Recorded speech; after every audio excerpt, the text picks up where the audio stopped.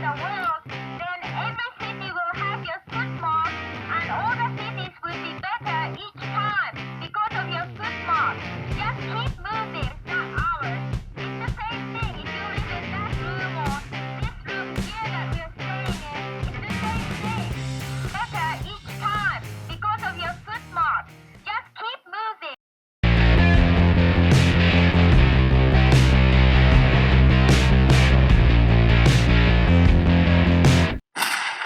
Oye Siri, hacer un vídeo sobre Yoko Ono y su carrera artística y no mencionar Fluxus es tan absurdo como hacer un vídeo sobre John Lennon y no mencionar a los Beatles, ¿no?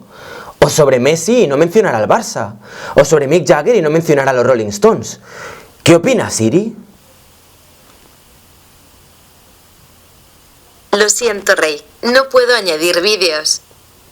¿Ah? Bueno, pues tendré que hacerlo yo. La verdad que es un personaje que creo que ha sido injustamente tratado. Como mínimo, me atrevería a decir que es un personaje que no ha sido puesto en su contexto. Y me apetecía hacer un vídeo y dar mi versión sobre Yoko Ono. Voy a hacer de defensor de Yoko Ono. Yoko, esto va por ti. Lo primero que creo que es importante aclarar es que para poder entender la obra de Yoko Ono hay que hablar de Fluxus. Creo que muchas personas que han hecho críticas sobre Yoko Ono no han tenido en cuenta que Yoko Ono es una artista que ha orbitado alrededor de este movimiento artístico. Y bueno, ahora igual te estás preguntando, y vale, ¿y qué es Fluxus? ¡Ajá! Me encanta Fluxus. Bueno, pues Fluxus es un movimiento artístico que se organizó alrededor de los 60, creo que en 1962 es cuando concretamente nació, y el fundador fue un hombre pues que vivía en Estados Unidos, originario de Lituania, que era artista y que se llama George Maciunas. George Maciunas, no George Clooney, George Maciunas. Este era George Maciunas.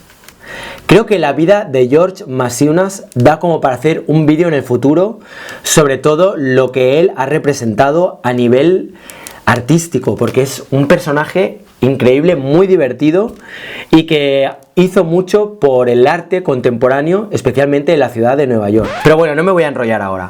A lo que iba, Fluxus. George Maciunas lo que hizo fue, de algún modo, aprovechar la sinergia que había creado la revista que se llamaba Fluxus también y que había nacido en 1961, y tomando los conceptos o tomando las bases de esa revista generó junto con otras personas este movimiento. La mejor de las vanguardias, Fluxus. Fluxus era un movimiento que abarcaba multitud de disciplinas artísticas. Había personas que abarcaban el teatro, la música, como por ejemplo John Cage, personas que en un momento dado luego fueron evolucionando hacia el media art, como fue Nam June Paik, que es otro artista también muy emblemático de Fluxus, Joseph Beuys, que si bien estaba muy enraizado con el Dada, también de alguna manera acabó conectando mucho con Fluxus. Y por supuesto Yoko Ono, que si bien ella nunca se adhirió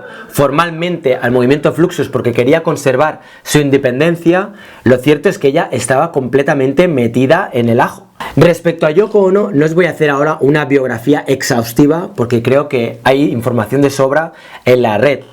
Pero bueno, me llama la atención el hecho de que se casara 3 veces, la tercera fue con John Lennon, que venía de una familia rica que era muy clásica, el hecho de que hubiera estado internada en un psiquiátrico y que el que la sacara de ahí fuera su segundo marido, el hecho de que haya sufrido una violación cuando tenía 16 años y muchas otras características y muchas otras experiencias que conforman una vida de lo más peculiar y de lo más interesante. Yoko Ono creo que de alguna manera entronca muy bien con el movimiento Fluxus porque, entre otras cosas, Yoko Ono y el movimiento Fluxus tienen en común que de algún modo prescinden del arte como objeto material y como objeto predispuesto a la mercantilización. Es decir, si tú de repente, por ejemplo, haces obras como las que ella hace, las instruction pieces, en las cuales ella lo que hace es darte textos para que tú te imagines la obra, de algún modo lo que estás haciendo es puentear el objeto en sí y dejar que las personas tengan la percepción de lo que vendría a ser la pieza en su propia cabeza. Digamos que esto en su momento debió ser realmente novedoso.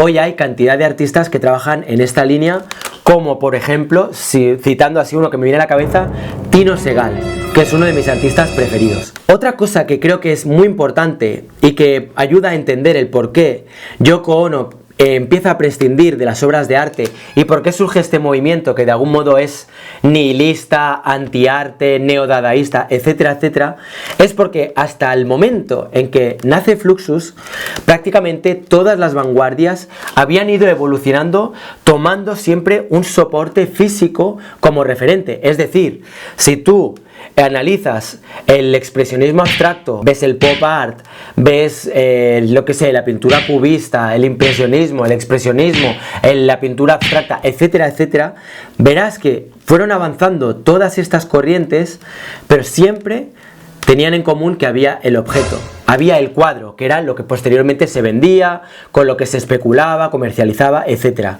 Y Fluxus y Yoko Ono, de algún modo, tratan de trascender esto. Otra cosa también que creo que es muy característica de Fluxus y de la obra de Yoko Ono es la importancia que le dan a la libertad.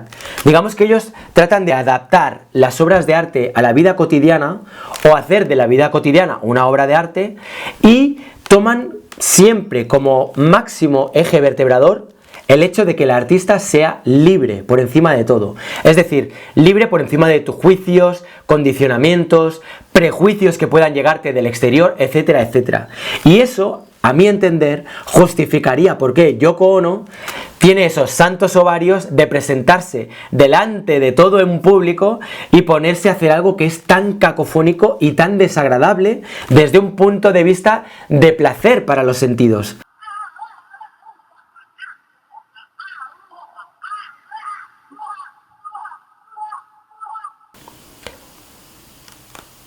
Me he quedado en blanco, ya no sé qué estaba diciendo.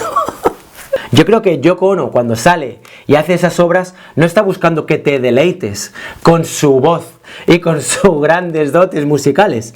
Está buscando removerte y te está removiendo desde su pura libertad. Ella sale ahí y dice, pues mira, me sale a mí de dentro cantar así, ¡Uah!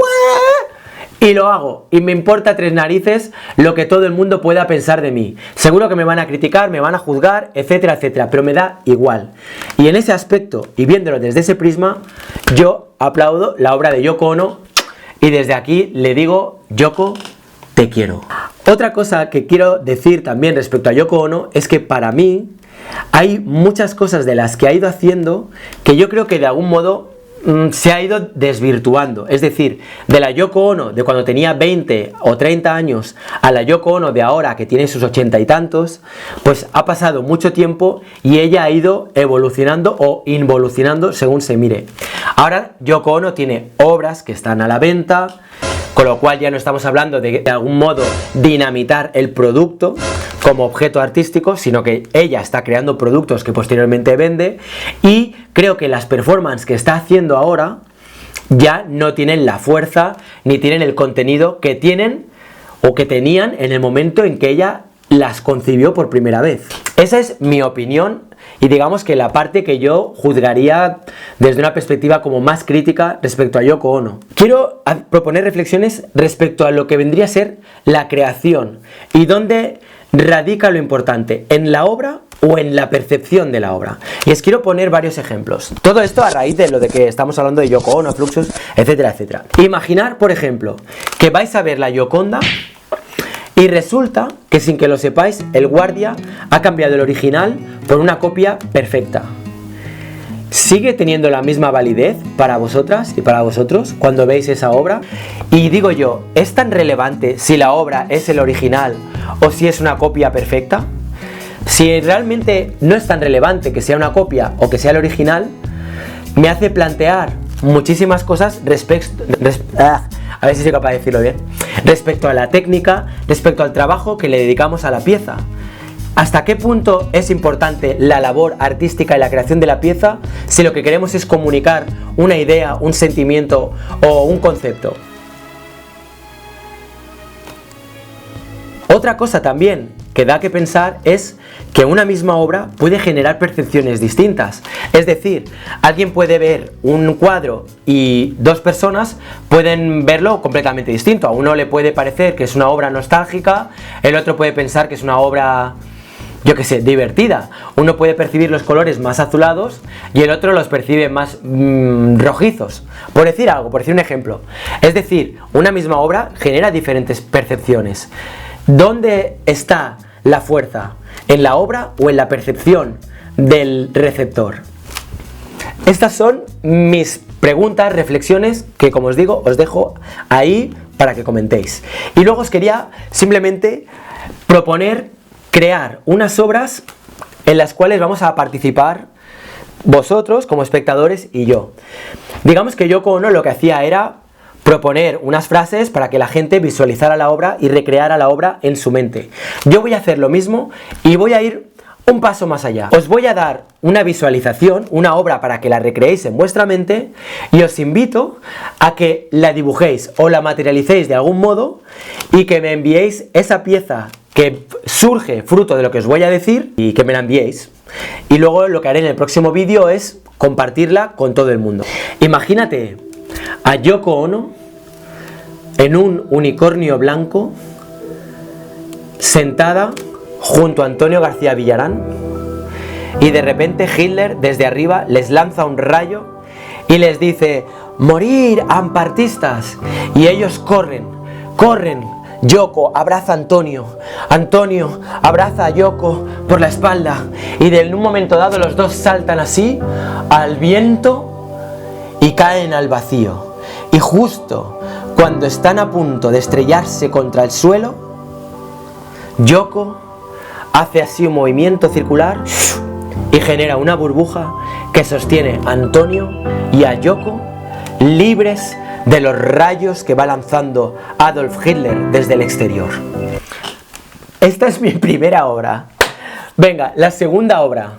Imagínate 10 cerdos de color azul volando por el cielo y cantando Mamma Mía de ABBA. Y de repente Picasso desde el suelo grita: ¡viva las corridas de toros! Y les empieza a disparar y mata a los 10 cerditos. Esa es mi segunda pieza. ¡Hala! Pues ahí os dejo las piezas para que las visualicéis. En el momento en que me habéis escuchado, las habéis recreado en vuestra mente, con lo cual he generado una obra de arte en vuestras cabezas. Y ahora, si queréis seguir dándole vueltas, reenviarme esa interpretación que hacéis y ya veré qué hago. Si yo reinterpreto vuestros dibujos y seguimos ahí rizando el rizo, o si simplemente expongo vuestros dibujos en el siguiente vídeo. Eso si es que alguien me envía algo, porque igual nadie me envía nada. No sería la primera vez que propongo cosas y nadie participa, pero bueno, yo lo sigo intentando. Un fuerte abrazo, gracias por estar ahí. Si queréis ver más vídeos en los que hablo pues sobre mi vida, el arte, el confusionismo, etcétera, etcétera, pues suscribiros y estaréis al corriente. Y si os ha gustado el vídeo y queréis que en un futuro haga más vídeos sobre Fluxus o sobre los artistas que pertenecían al movimiento Fluxus, darle al like y si veo que tiene muchos likes, pues me pondré con ello. Un fuerte abrazo, chao.